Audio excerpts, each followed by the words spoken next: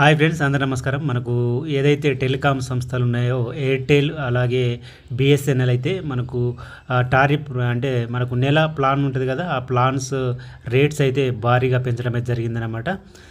దీన్ని దృష్టిలో ఉంచుకొని మనము బిఎస్ఎన్ఎల్ కనుక చూసినట్లయితే చాలా తక్కువకే 45 రోజుల ప్లాన్ అయితే అందిస్తున్నారనమాట. మీరు ఎవరైతే జియో ఎయిర్టెల్ యూజ్ చేస్తున్నారో వాళ్ళకు నెలకు 50 రూపాయలు అయితే పెంచడం జరిగింది ఒక్కొక్క ప్లాన్ మీద. సో మీరు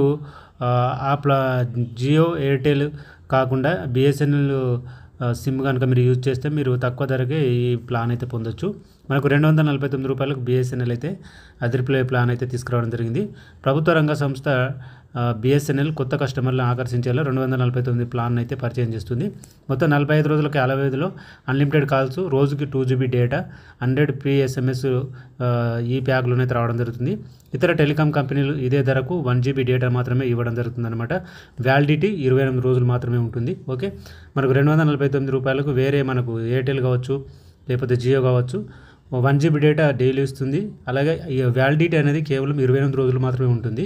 సో మనము ఈ బిఎస్ఎన్ఎల్ కనుక చేసుకున్నట్లయితే 45 రోజుల వ్యాలిడిటీ, డైలీ 2 GB డేటా అనేది మనకు రావడం అనేది జరుగుతుంది.